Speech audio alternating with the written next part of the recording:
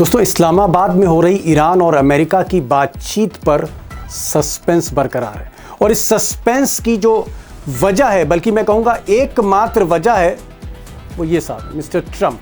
दरअसल ट्रंप चाहते हैं कि एक तरफ किसी भी कीमत में, किसी भी सूरत में ईरान के साथ डील हो जाए, ईरान डील साइन करे, और दूसरी तरफ ट्रंप धमकी भी दे रहे हैं कि अगर डील साइन नहीं की ईरान ने तो बम फटेंगे, ईरान को बमों से उड़ा दिया जाएगा। और ये बात 2 दिन पहले नहीं कही, ये बात ट्रंप ने थोड़ी देर पहले दोहराई है कि बम फटेंगे ईरान में अगर ईरान ने डील नहीं करी, साइन नहीं किया। अब दोस्तों, ईरान और अमेरिका के बीच युद्ध विराम होता है या युद्ध होता है, ये तो समय बताएगा, लेकिन जो बड़ा डेवलपमेंट इस बीच हुआ है वो ये हुआ है कि पहली बार ईरान के सुप्रीम लीडर मुस्तफा खामनाई साहब ट्रंप के ठीक सामने खड़े हो गए। और आप कह सकते हैं कि ट्रंप को पूरी चुनौती दे रहे हैं मुस्तफा खामनाई। उन्होंने कहा है कि ये बार की धमकियां, हर बार धमकी कि बम से उड़ा देंगे, बम फटेंगे ईरान में, ये धमकियां कतई बर्दाश्त नहीं करेगा ईरान। मिस्टर ट्रंप ईरान को ब्लैकमेल ना करे, मुस्तफा खामनाई की तरफ से बयान पहली बार। और दोस्तों, ये बात मैं यूं ही नहीं कह रहा हूं, पहली बार ईरान की हुकूमत की तरफ से मुस्तफा खामनाई, जो घायल थे, काफी दिनों से घायल थे, अस्पताल में थे, पहली बार ऐसा लगता है कि मुस्तफा खामनाई अब स्वस्थ हैं, मोर्चा संभाल लिया है, क्योंकि ईरान की सरकार ने for the first time Mustafa खामनाई का एक बड़ा पोस्टर जारी किया है। और ये पोस्टर तेहरान में जगह जगह, ईरान के कई शहरों में, ये जो सामने आप तस्वीर देख रहे हैं, इसमें तेहरान का मेन चौराहा है जिसमें मुस्तफा खामनाई AK-47 राइफल की नाल पकड़े हुए हैं। जी हाँ, आप तस्वीर देखिए, ये पहली बार फोटो आई है जब से मुस्तफा खामनाई ईरान के सुप्रीम लीडर बने हैं। और यहाँ पर सीधे उन्होंने ईरान का मोर्चा संभाल लिया है। और लोकल मीडिया का कहना है कि सिर्फ AK-47 नहीं हाथ में पकड़ी है, वो ट्रंप को चैलेंज दे रहे हैं। अब दोस्तों, सच्चाई ये है कि जो टकराव अभी तक हमें समंदर में ईरानी नेवी, ईरानी नौसेना और अमेरिकन नेवी के बीच में दिख रहा था, वो टकराव अब हमें मुस्तफा खामनाई और ट्रंप के बीच में दिख रहा है। हालांकि यहाँ मैं क्लियर करना चाहूँगा कि जो समस्या है, जो प्रॉब्लम है, वो ट्रंप है और जो सॉल्यूशन है वो भी ट्रंप है। ट्रंप क्या ब्लॉकेड हटाते हैं, ये जो जाम लगा रखा है उन्होंने अमेरिकन नेवी का, ये जाम हटाते हैं कि नहीं हटाते हैं, क्योंकि मसला ये बहुत इंपॉर्टेंट है। ईरान का कहना है, मुस्तफा खामनाई का कहना है कि आप ये ब्लॉकेड पहले हटाइए, रास्ता क्लियर करिए, माहौल ठीक करिए, तब हम तेहरान से इस्लामाबाद पहुंचते हैं, तब आपसे हम बात करते हैं मेज पर आमने सामने। ट्रंप कह रहे हैं कि ये ब्लॉकेड मैं तभी हटाऊंगा जब आप इस्लामाबाद आके डील पर साइन करेंगे। तो कहने का मतलब है, फैसला जो है, जो डिसीजन है, वो ट्रंप के हाथ में। ट्रंप क्या ब्लॉकेड हटाते हैं अमेरिकन नेवी का, और अगर वो हटाते हैं तो फिर इस्लामाबाद में बातचीत होगी, बातचीत में कुछ भी हो सकता है, और अगर नहीं हटाते हैं तो फिर कुछ भी हो सकता है, फिर से युद्ध हो सकता है। बड़ा पेचीदा, बड़ा मुश्किल सवाल है। और इसलिए आज मैंने गल्फ न्यूज़, बड़ा अखबार मिडिल ईस्ट का, उसके संपादक रहे बॉबी नकवी साहब को बुलाया है। बॉबी नकवी साहब इस मसले को बहुत भीतर से जानते हैं, उनकी बात भी सुनिए। बॉबी भाई, जो बड़ा सवाल है वो ये है कि क्या आपको लगता है कि ट्रंप साहब ने अपनी बदमिजाजी की वजह से, अपनी जिद की वजह से, उनका जिस तरह का एक व्यवहार है, उसकी वजह से पूरे इस मामले को उलझा दिया और उलझाते ही चले गए, और शायद जो बातचीत बैठ के बड़ी आसानी से हो जाती, उसको उन्होंने बहुत पेचीदा बना दिया, युद्ध जैसी स्थिति पैदा कर दी डिप्लोमेसी में। क्या आपको लगता है कि ये बातचीत होगी भी? क्या फाइनल डील होगी, या आप कुछ और सोच रहे हैं कि कहीं जंग ना हो जाए दोबारा? देखिए, मुझे नहीं लगता कि कोई दोबारा जंग होगी।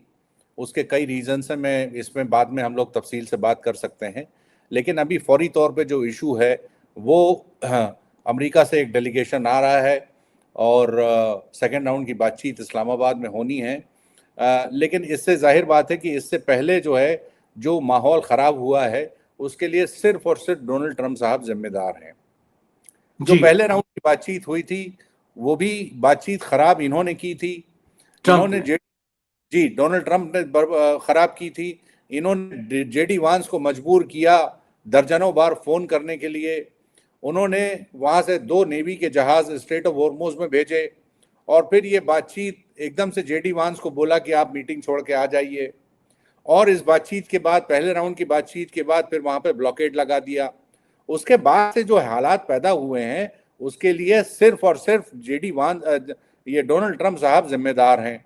जो आज उनकी जो फंसी हुई है वो ये है कि उनको ये नहीं मालूम कि ईरान का डेलीगेशन गोया वहां से उड़ेगा कि नहीं उड़ेगा, इस्लामाबाद जी पहुंचेगा कि नहीं पहुंचेगा।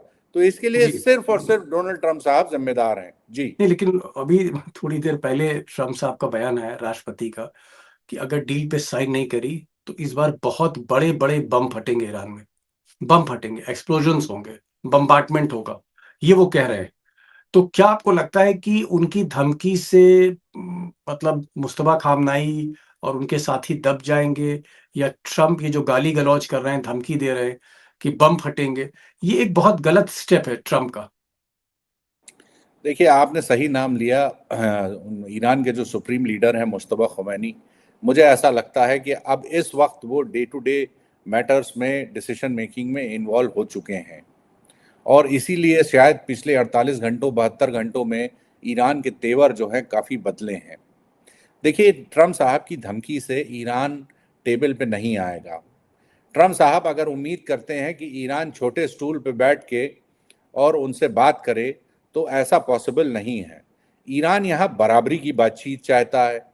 ईरान एक प्रॉपर फ्रेमवर्क चाहता है। ईरान ने ये डिमांड किया है कि पहले आप अपना ब्लॉकेड हटाइए, उसके बाद हमसे बात करिए, तभी बातचीत होगी।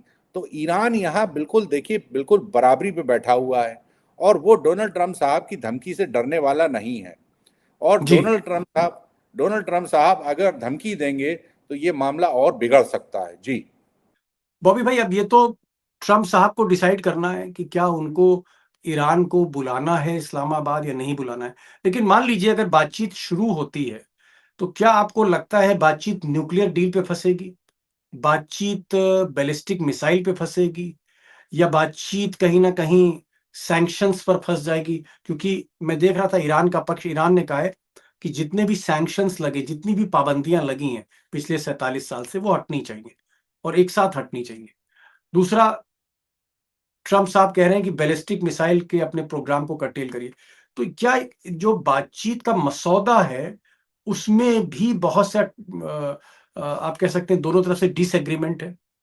कि अभी तक बातचीत का मसौदा तैयार नहीं है। ईरान एक फ्रेमवर्क चाहता है। ईरान इस बात की श्योरिटी चाहता है कि साहब, अमेरिका 1 2 3 इन 3 इश्यूज पे बातचीत करना चाहता है। वो फ्रेमवर्क अभी तक तैयार नहीं है और ना कोई इस पे डिस्कशन हुआ है। जो पहले राउंड पे जो बातचीत हुई थी उसमें डिटेल में बातचीत हुई थी, उसमें नोट्स एक्सचेंज किए गए थे, अपनी अपनी पोजीशंस क्लियर की थी। लेकिन अभी जब सेकेंड राउंड पे जो बातचीत फंसेगी वो किसी भी इशू पे फंस सकती है। डोनाल्ड ट्रंप साहब ये चाहते हैं कि 10 घंटे 12 घंटे की बातचीत में वो ईरान एक पॉलिटिकल कमिटमेंट दे दे न्यूक्लियर प्रोग्राम पे। देखिए, वो पॉसिबल नहीं है। वो पॉसिबल इसलिए नहीं है कि ये डिस्कशंस, ये नेगोशिएशंस बड़े पेचीदा होते हैं। इसके लिए बड़ी टीम वर्क चाहिए, टेक्निकल टीम्स की मौजूदगी चाहिए और इसमें टाइम लगेगा। दूसरा कंसेशन ये चाहते हैं कि वो साहब स्ट्रेट ऑफ हॉर्मुज बस जैसे 28 फरवरी के पहले खुला हुआ था वैसे खुल जाए। ईरान उसके लिए भी तैयार नहीं होगा क्योंकि ये एक बहुत बड़ा लेवरेज है। जैसा हम लोग इस बार पहले भी इस मुद्दे पे पहले भी बात कर चुके हैं कि ये देखिए, ये स्ट्रेट ऑफ हॉर्मुज पे जो कब्जा किया है ईरान ने, ये उसकी वॉर की बूटी है। ये उसको इतनी आसानी से हाथ से जाने नहीं देगा। जी। क्या आपको लगता है अगर बातचीत टूट गई, मान लीजिए ईरान नहीं पहुंचता है या बातचीत टेबल पे होती है, फिर पिछली बार जैसा हो जाता है, तो फिर आगे क्या है? क्या ट्रम्प सीज फायर बढ़ाएंगे, या फिर युद्ध ही एक विकल्प है, वॉर ही अल्टरनेटिव है? देखिए, मुझे नहीं लगता कि अगर कल बातचीत होती है तो उस पर कोई 100% कोई एग्रीमेंट हो जाएगा। मुझे ऐसा नहीं लगता। बातचीत, ये राउंड भी इनकॉन्क्लूसिव होगा, मगर बात ये अच्छी बात ये होगी कि दोनों आमने सामने बैठ के इसको बातचीत को कंटिन्यू कर रहे हैं। ये अच्छी बात होगी कि डिप्लोमेसी को तवज्जो दी जा रही है और डिप्लोमेसी जो है उसके डिप्लोमेसी के चलते निगोशिएशंस हो रहे हैं। इसमें होना यही है कि एक लंबा एक सीज फायर डोनाल्ड ट्रंप साहब को यूनिलैटरली अनाउंस करना पड़ेगा और फिर एक फ्रेमवर्क ईरान के सामने रखना पड़ेगा जिसके तहत निगोशिएशंस होंगे। ये एक एक राउंड की बातचीत या 2 राउंड की बातचीत में इसमें कोई डील नहीं होनी है। इसका मतलब एक साफ है कि स्ट्रेट ऑफ हॉर्मोज ईरान के कब्जे में बना रहेगा। अब ये अमेरिका का देखना है, उसकी पोजीशन देखनी है कि वो अपना ब्लॉकेट कंटिन्यू करता है कि नहीं करता है। अगर ब्लॉकेट कंटिन्यू करेगा तो इसमें दुनिया का नुकसान है कि वहां से कोई भी जहाज आ जा नहीं सकता। अगर अपना ब्लॉकेट हटाता है तो ईरान के बताए हुए कॉरिडोर से वहां से कोई ट्रैफिक आ जा सकता है। तो ये इस टाइम मुझे ऐसा लगता है कि इसमें कल कोई डील होने वाली नहीं है। इसमें सिर्फ एक अग्रीमेंट हो सकता है सीज फायर के ऊपर और दूसरा अग्रीमेंट हो सकता है एक फ्रेमवर्क के ऊपर। जी एक आखिरी सवाल बॉबी भाई मैं आपसे करना चाहूंगा। मान लीजिए अगर डील टूट ही जाती है, कल फिर कुछ पिछली बार जैसा हो जाता है, ट्रंप अमेरिका से फोन करते हैं और कहते हैं जेडी वान से कि नहीं नहीं ये शर्त मनवाओ, ये शर्त मनवाओ, और इरिटेशन में अगर ईरान वहां से उठ जाता है टेबल से, मान लीजिए, तो फिर आपको क्या लग रहा है कि माहौल गर्म होगा और आगे चलकर ये टकराव और बढ़ेगा, और अगर युद्ध होगा तो फिर भयानक युद्ध भी हो सकता है? देखिए, ये बात तो तय है कि अगर दोबारा ये युद्ध शुरू हुआ तो फिर बेलगाम हो जाएगा। इसको फिर इसको फिर कंट्रोल करना इसको बहुत मुश्किल हो जाएगा। अगर ये युद्ध इस युद्ध की आंच पर्शियन गल्फ में पहुंच जाए, वो जो नैरो चैनल है जहां से पूरा दुनिया का तेल का ट्रैफिक और गैस का ट्रैफिक आता है, अगर उस गल्फ में पहुंच गया तो फिर ये युद्ध जो है बेलगाम हो जाएगा और ये फिर रीजन एक ऐसे मुकाम पे पहुंच जाएगा जहां से वापस आना बहुत मुश्किल होगा। ओके। मुझे ऐसा लगता है इस वक्त कि ये सीज फायर एक्सटेंड किया जाएगा, डील और विदाउट डील, डील और नो डील, ये सीज फायर को एक्सटेंड करना ही पड़ेगा। और जी दूसरी चीज ये डिसाइड करनी पड़ेगी कि ये नेगोशिएशंस का एक दौर चालू होगा कल जी के सेकेंड राउंड के बातचीत के बाद। जी चलिए, कल बात होती है, परसों होती है, लेकिन जब भी बातचीत होती है, बॉबी साहब कह रहे हैं कि कहीं ना कहीं सिलसिला बातचीत का शुरू होगा।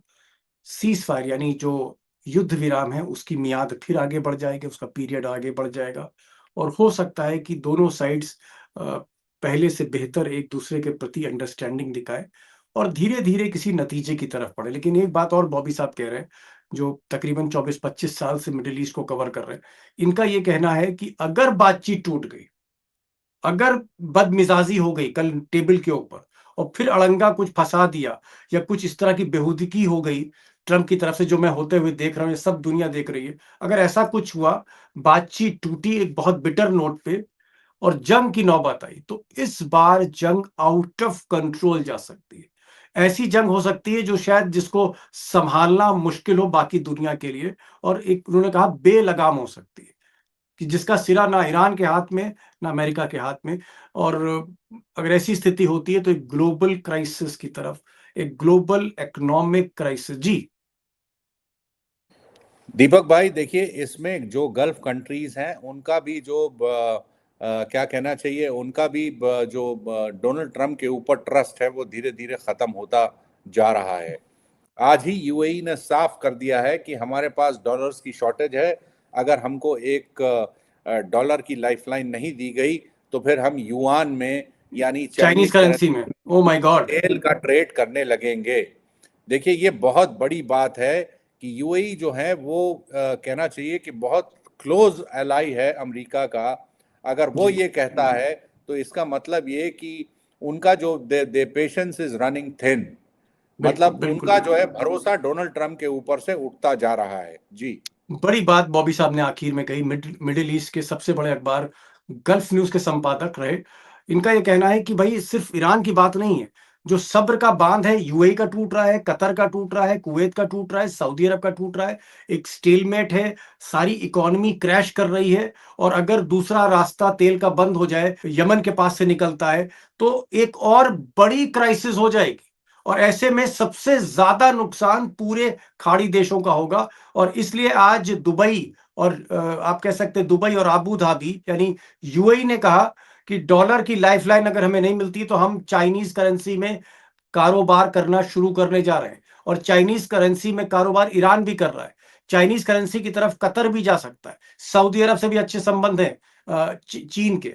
तो एक ऐसी स्थिति है जो ट्रंप के लिए बहुत इंपॉर्टेंट है। यानी ट्रंप से ईरान नाराज नहीं है, ट्रंप से सारे खाड़ी देश के जो बादशाह हैं वो भी नाराज है। और मैं आखिर में सिर्फ यही कहूंगा कि ट्रंप ही इस मुसीबत से अपने को बाहर निकाल सकते हैं। ट्रंप ही इस पूरे समस्या की जड़ में है। ट्रंप ही सॉल्यूशन है, वही प्रॉब्लम है। ट्रंप को तय करना है और हमें देखना पड़ेगा कि अगले 48 घंटे में ट्रंप सद्बुद्धि का परिचय देते हैं या फिर इसी तरह बेहूदगी का परिचय देके दुनिया को एक तीसरे विश्व युद्ध की तरफ, फिर एक बड़े युद्ध की तरफ वो धकेल देते हैं। देखना पड़ेगा क्या होता है, लेकिन दारोमदार ट्रंप के ऊपर है। बॉबी साहब बहुत बहुत शुक्रिया, आप इस प्रोग्राम में आए। Thank you so much for joining this programme.